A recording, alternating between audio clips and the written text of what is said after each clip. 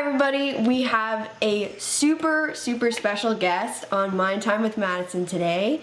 It is the founder, the CEO of Team, Mackenzie Drazan, model turned mental health advocate. Welcome, Mackenzie. I'm so excited to have you on the show today. Well, thank you for hosting. I'm thrilled to be here. Thank you so much. So Mackenzie is just an exceptional young woman. We met through Instagram and social media, actually, which is hilarious.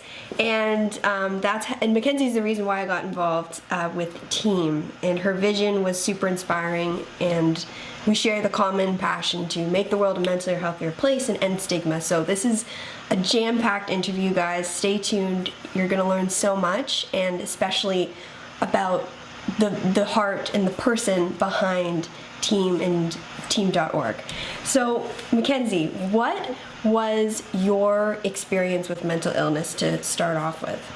So the inspiration behind starting Team was really through my sister Shelby, because Shelby was struggling with an eating disorder, depression, and anxiety, and I was learning how to be a supporter to her. And what I realized is that the learning curve was really steep, and that there's so many things that I learned over time that I wish I could have gone back and told myself from the beginning.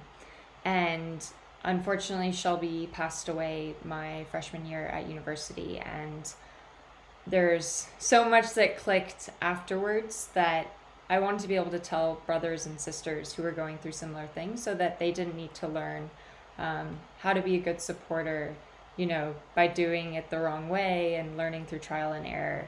And so that was the inspiration behind starting Team, was really because of Shelby. And Shelby was just said, I've been reading about her a bit, and how she was interested in the science behind depression and everything. What are some things about Shelby that you would like people to know that we don't know? Because she seems amazing. Yeah, I think Shelby, one of the amazing things about Shelby is that even though she was struggling so much, she was always doing things to try and help other people. And in her deepest depths of her depression, it was almost the more she struggled, the more she tried to help other people. And that's so inspiring. And I think what's really interesting, especially too with Shelby, is that, people generally think of this idea of being really depressed as that you're laying in bed and you can't get out of bed and you're super unmotivated to do things, which is definitely one of the ways that depression manifests itself. But there's also instances like Shelby. She was competing on an international level for horseback riding. She was getting straight A's. She had lots of friends. She was really ticking every single box that we think of, yet at the same time she was struggling so deeply.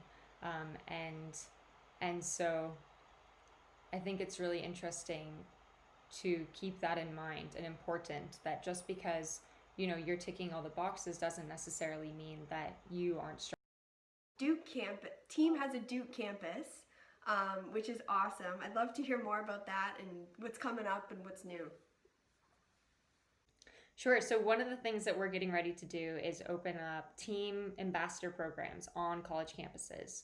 So it's basically a guide to help you create a mental health awareness week and to start mental health initiatives on campus, because I think that, everybody wants to do something with mental health, but oftentimes once you actually go to start a mental health awareness week, that's then a little bit it's a bit ominous, and it's kind of like, okay, now what? Now what are all the things that we need to do? And it's a lot of work.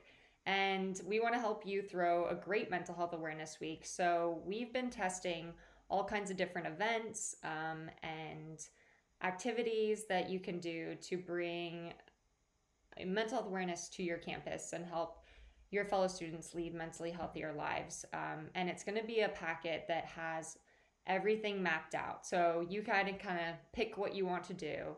And it's basically a support network and materials to help you do that, to make it easy for you. I'm a lot easier to do, because I know I am awful at throwing events, and it's the last thing that I want to do, because event planning is not something that comes naturally to me. So this is something that would have been really helpful the first time that I went to start Team, and the first time that I tried to host an event at Duke when I was an undergrad. So this is really something to make that process easier.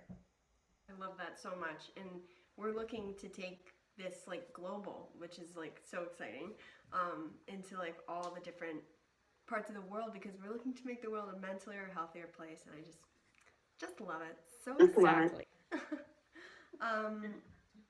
So in a perfect world for you, Mackenzie, what would not be existing that currently is existing right now? What problems are most important to you to solve?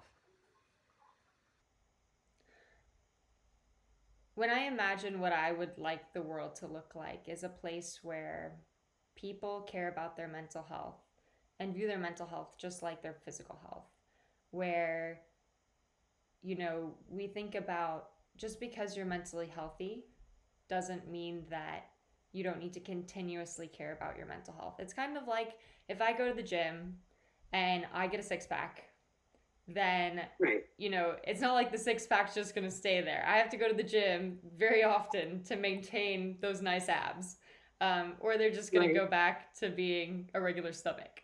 And not that you need to have a six pack, but it's kind of that idea. Once you get fit, physically fit, that's something you have to maintain. And it's something that requires going to the gym a lot and maintaining that.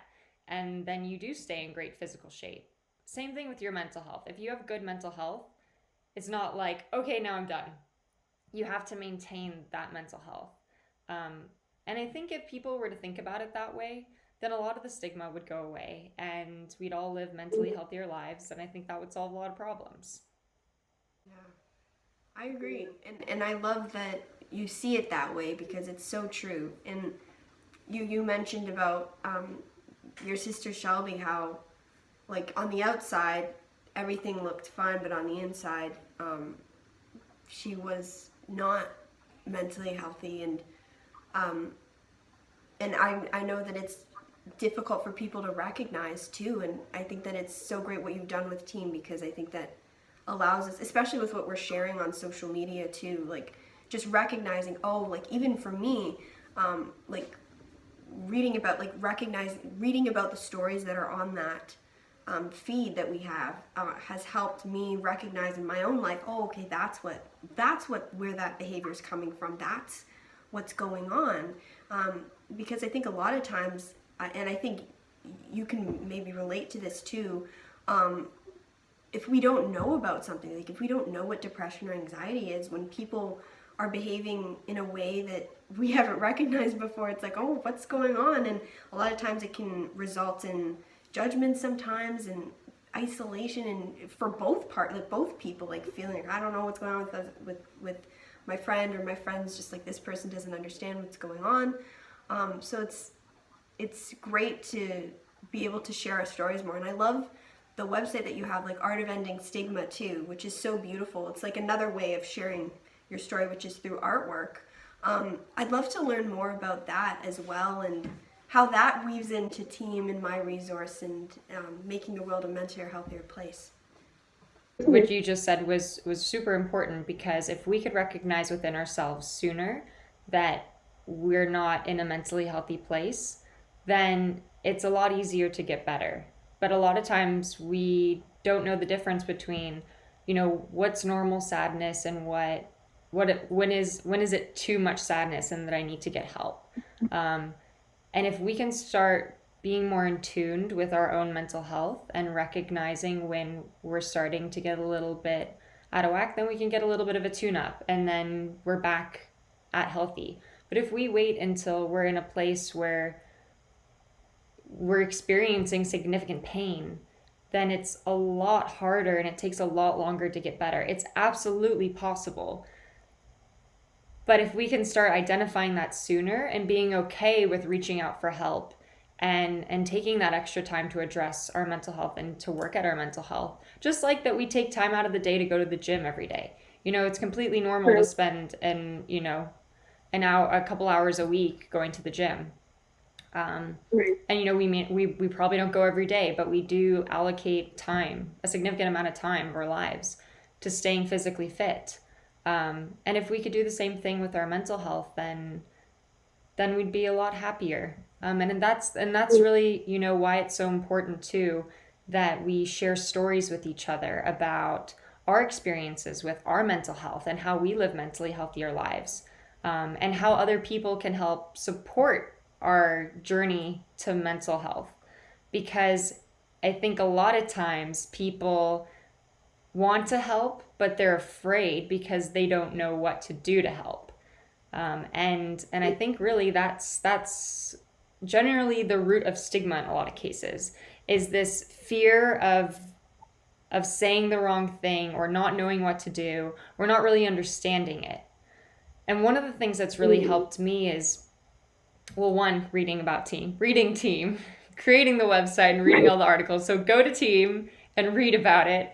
And another thing is, if you get, and again, thinking about our mental health like our physical health.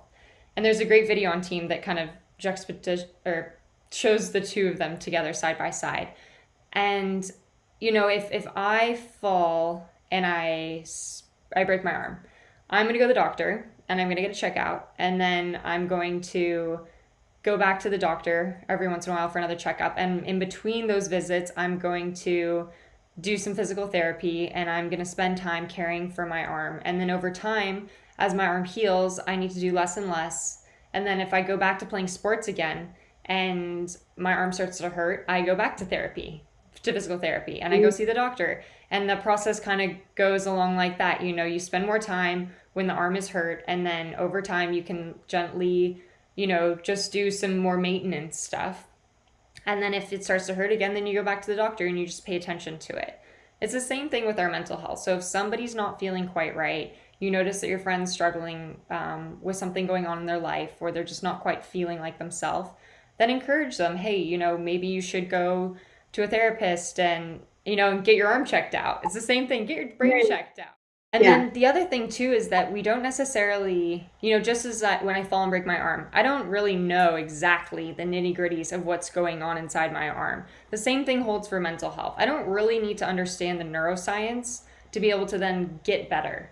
Sure, it might be interesting to learn about, and that's great, but I think you don't need to worry about being able to comprehend exactly what depression is or exactly what anxiety is in order to help somebody. You just need to come from a loving and caring place. Just like, if my friend has an infection, has scraped themselves and has a crazy infection, I may know nothing about the way, the immune system works and fighting the infection and exactly what's going on a cellular level with that infection. But all I know is that my friend's in pain and I love them and I want to help them get better. And that's the same thing with mental health. You don't need to understand exactly what's going on. All you need to know is that you care about them and you want to love and support them and help them get to the doctor so that they can get better. I love that. That's such like even just listening to the way you said that, I've never thought of, looking at it as just like a small infection. And even though I don't know even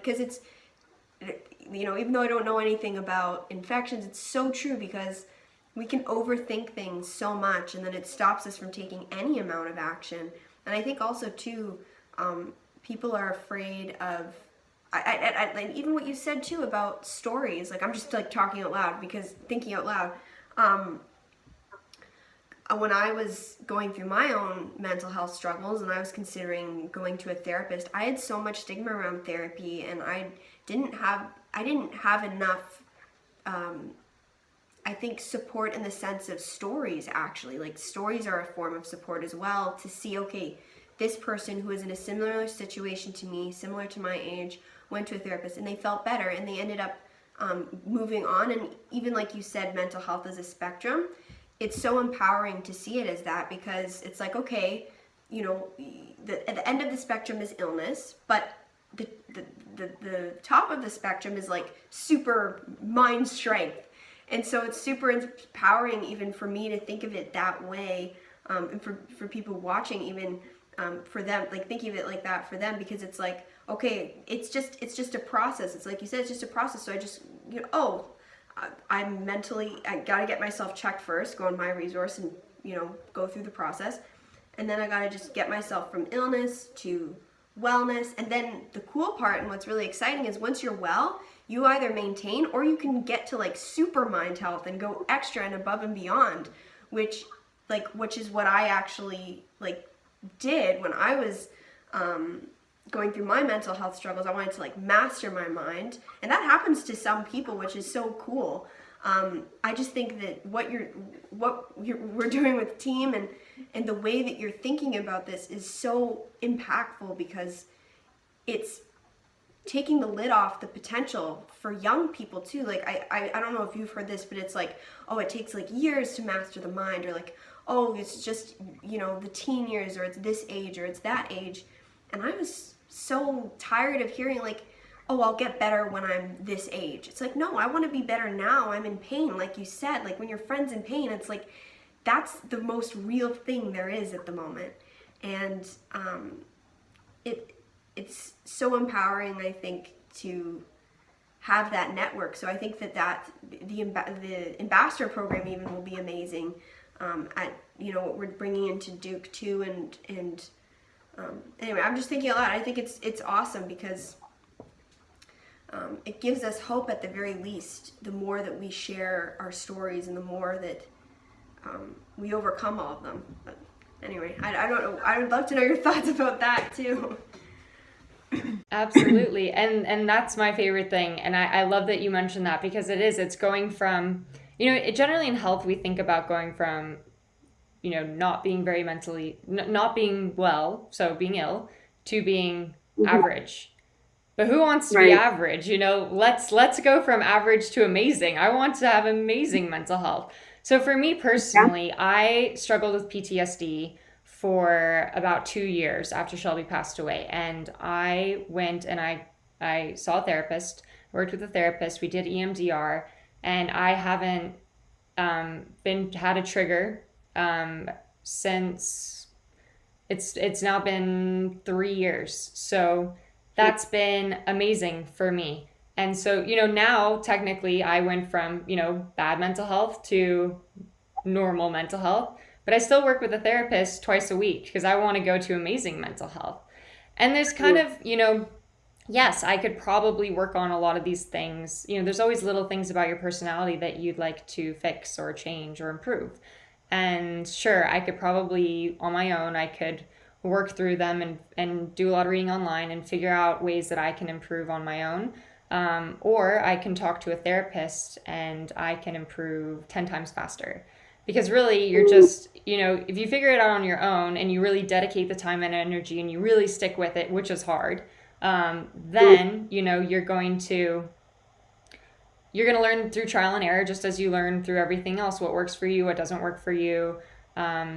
Or you can go and you can talk to a professional who can give you some advice on the different things that you can do, exercises that you can do to improve those parts of your life that you want to fix. It's kind of like, again, I'm obsessed with this workout analogy today, apparently. But if you know, you can, if you want to get, let's say that you really want to work on your arms, or you're training, even better, we're training for an Ironman. I can then, because, you know, super athlete status, I can look online and figure out how to train for myself. But I want to do really well at that Ironman. I can also just get a physical trainer or talk to an expert who can help me craft a workout regimen that will put me in the best position to do my best performance at the Ironman. It's kind of the same concept. You can struggle through it on your own if you really dedicate a lot of time and energy, but it's going to take you a lot longer. Or you could work with a mental health professional and you could get it done a lot faster with a lot less energy and effort. I love that. And then, like, yeah, I think that's amazing. And even what I've noticed in my personal life too is that when I work with mental health professionals, I invite my family to too. And so even if it's like, for example, I worked with Marisa peer therapy, like I actually didn't work with her like one-on-one, but I took a course of hers. And so it was like working with her one-on-one, which is amazing. And I got like my family listening. And so the cool part was that when they were working on their mental health too, even if they may not have been as bad as I was in my mental health, they still, obviously it's a spectrum, right? So there's always room for improvement, which is amazing. And takes out that, I think, embarrassment of like, oh, like I'm inferior because there's some kind of thing going on with me. It opened up like a conversation between my family. And so then we ended up having like therapeutic conversations because we had like this coach that we were listening to. So I think that's amazing. And even for young people, just like, I'm just very inspired by what you said, Mackenzie, because I was just thinking this, for people watching, when you do listen to a therapist, like I think it's important too that to open up like conversations that are therapeutic, not as like, oh, I'm the expert and you know, I need to help you because you're in, you know, you poor thing. It's like you said, it's from this loving, caring place, but coming from a place of like, we're both on the same spectrum. We both have minds. We both, like, you might be here and I might be here, but we're both on the spectrum together and we both can learn from each other, and just this therapeutic conversation that can happen through, like you said, just being loving and caring, and we don't need to have all the information to be able to just talk about it. We just need our own experiences, like Mackenzie and I are doing on this interview, really. Like I'm learning so much, just like this is like a mini therapy session in itself, because I'm just learning so much from you, Mackenzie, just talking about it, which is amazing. This is not a substitute for therapy. I am in no way a mental health professional. Just to make that very clear to everybody listening. Very passionate about mental health. I've spent a lot of time with mental health professionals. But take everything I say with a grain of salt, because everybody's therapeutic process is different. Everybody's mental health is different. What works for me may not work for you. But I think the key place to start is to really pay attention to your mental health, really check in with yourself, and don't be afraid to seek help. Amazing. And how like, what are ways that you check in with yourself every day with your mental health that people can apply?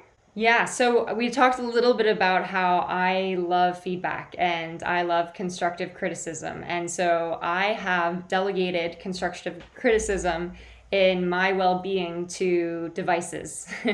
So I have a sleep tracker, which is this little ring that I wear that tells me, because it has a lot of little sensors on the inside, if you can see it, how well I'm sleeping. And because I know that sleep is so important to my mental health, I really make it a priority to make sure that I have good sleep hygiene, that I try. Again, I'm not perfect at this, but I'm working on improving my sleep hygiene and trying to go to bed at the same time every night, and making sure that it's dark and that I'm not working in bed. And that's something that I recently learned, because I'm a little bit of a workaholic, so I generally work around the clock, which included, doing some work in my bed, but that's now not happening anymore. And making sure I'm in a dark place and that there isn't much noise in my room. And so sleeping better. I'm sleeping a lot better thanks to my feedback ring. And then I also, for my meditation, I use this headband. It's called a Muse, and you wear it like this, and it basically measures, I look a little bit goofy now, but it measures your brain waves. And so while I'm doing the meditation session, afterwards I can see it. Well, so while I'm doing it, there's a sound of birds chirping if my brain's is in a calm state. And if it's not, it's really intense rainstorm. And so then what happens is your brain then, there's easy ways for you to kind of incentivize and reward your brain, and then also let it know that it's not doing it correctly. So while I'm focusing on being in a calm state, my brain is getting the feedback of whether or not I'm doing it right. And so then your brain wants to do it correctly. So it knows that the birds mean you're doing it correctly. So then it's going to help you meditate better by using this device as the feedback mechanism. And so those are ways that I keep my life mentally healthier, and I'm making sure that I'm spending time with friends and trying to have some balance in my life as well and do fun things and work. And then after reading Dr. Alex Korb's book, I have learned all kinds of other really fun little tips, which are smile. If you just, make sure you're never frowning. So one of the things I do is when I work, sometimes I tense up my forehead, and your brain, just like how the biofeedback with the hearing, with the noises of the birds and the rainstorm, if you furrow your brow, your facial expressions are also biofeedback mechanisms to your brain. So if you furrow your brow, it's going to send a signal to your brain that you're stressed. Even if you're not stressed, your brain's going to prepare to be stressed. And so it makes it much easier to trigger a stressful state. And if you smile, the same thing happens. Your brain kind of goes, oh, we're meant to be happy. I must be happy. And then you're more easily in a happy state. So one of the things that I've been doing is just trying to make sure that I always have a slight smile on my face and that I'm not accidentally scowling. When you go outside, if you are squinting because of the sun, wear sunglasses, because squinting because of the sun is the same thing as preparing your brain for a stress response. So that's another fun tip I learned from this book. And then I love it. Just making sure that I'm always thinking about what I'm grateful for. Even if it's a really stressful situation, I just think, okay, well, what's one thing that I'm really grateful for? It could be my socks are really soft today, or something very silly, or, this is really great water I'm drinking. It's nice and cold. Little things like that prime your brain to see the positive in situations. Not that it's bad to feel, it's not sugarcoating anything. It's just looking for the good and recognizing the bad too, but trying to focus on the good. Because there always is something, even in the worst situations. And, I've been really fortunate to live a really amazing life, but I've also had some really tough moments, and there's always something. It could be, the sky is blue today, or even if it's cloudy, there's always something little that you can focus on. And by focusing on something little, it makes your brain, it kind of conditions your brain to always see the good, or to try and focus on the good. I love that. I love that. It's so true. You're a lot like that. You do focus on the good a lot, and you are always smiling. Every time we meet for team, which is awesome. So you practice what you preach. It's true. I can verify that she does that. It's amazing.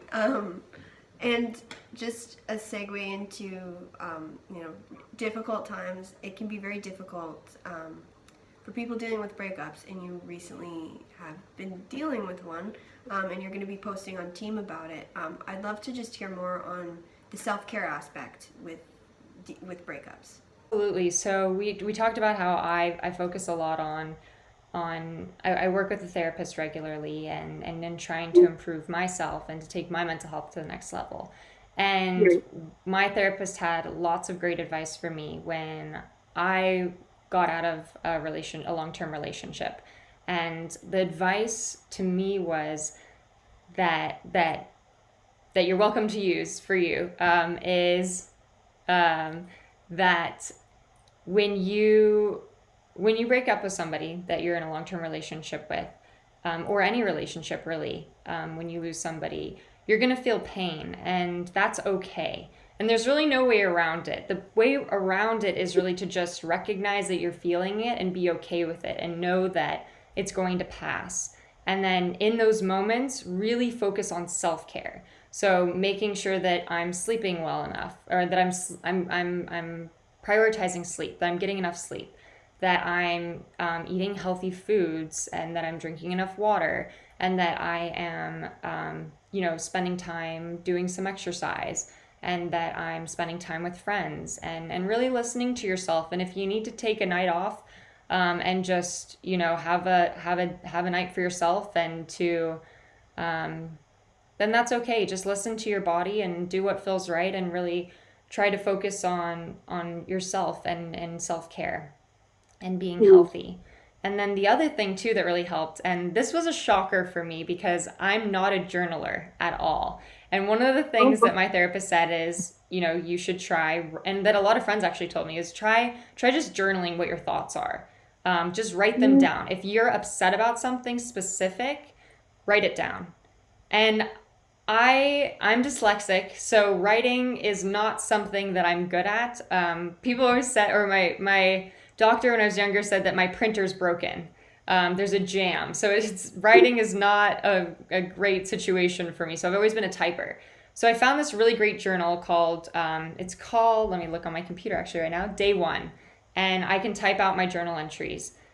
And so that was a game changer for me. But then the other thing too is that I always thought that I spent so much time thinking about it that I thought I had it all figured out in my head. But it's incredible that actually taking the act of writing down what you are feeling in your head completely changes your perspective on what you're actually thinking. Because what you think in your head and what you write down on paper somehow magically gives you a brand new perspective.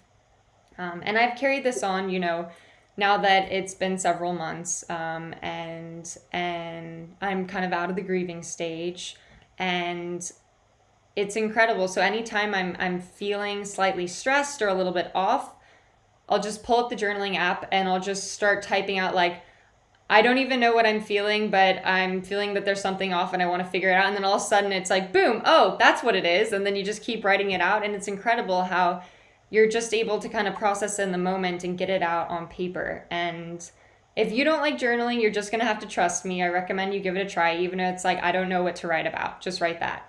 And it's incredible. And so that's another thing that's really helped me a lot. I love that. Thank you for sharing that. And I look forward to seeing what you're going to be sharing with team on our page. I love that aspect. I keep on saying I love, but it's true. The journaling is, I was very resistant to journaling too for a really long time.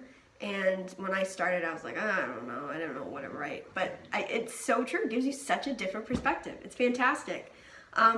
So to just end off with the interview, I could just go on and ask you so many questions, Mackenzie. You're just such a fascinating person to talk to, and what you've done in your just short amount of time you've been on the planet is very inspiring to everybody. How, I know you have such a great sense of humor. How has humor played into your life, in your mental health and everything? You're always sharing such great sides of your sense of humor. Thank you. I'm actually shocked because I think I have a very odd sense of humor. So there's not many people who kind of get my humor. Shelby was one of those people. And she was actually really funny, and a lot of people found her very funny. I love laughing. I love laughing. I'm not necessarily the funniest person on the planet, but I very much enjoy humor. It just makes me laugh, and I like laughing. And so I guess,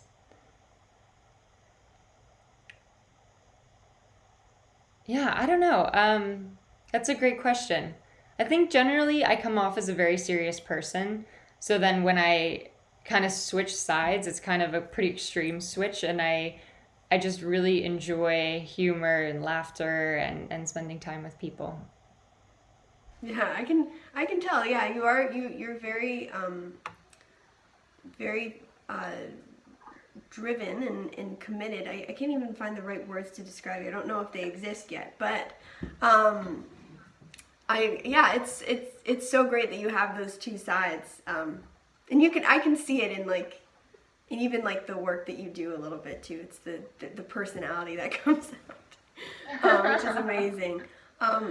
Well, it was such a pleasure to have you, Mackenzie, and to just have you on and share. And I hope you guys, got to see a bit more of the mastermind behind team, and she's just super passionate, as you can tell, and just an awesome young person who's been through a lot of what we're going through.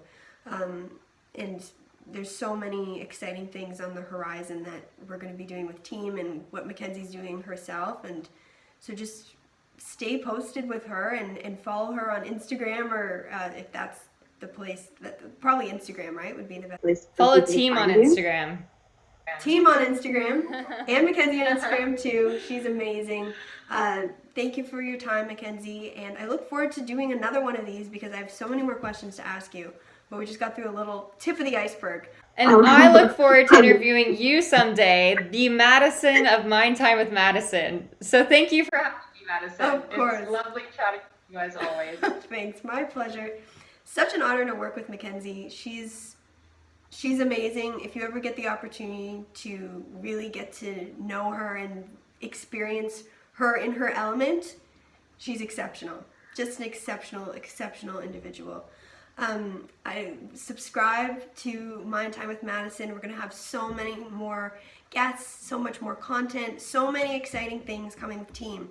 If you want more resources and more information, head on over to www.myteam.org and check out the website. We have some amazing resources for you guys to check out if you're personally struggling with mental health or you're looking to support someone with mental health. It's an amazing resource. It's support for the support. It's like a pocket guide to help you. So check it out, and thank you for watching. We will see you guys another time. Bye.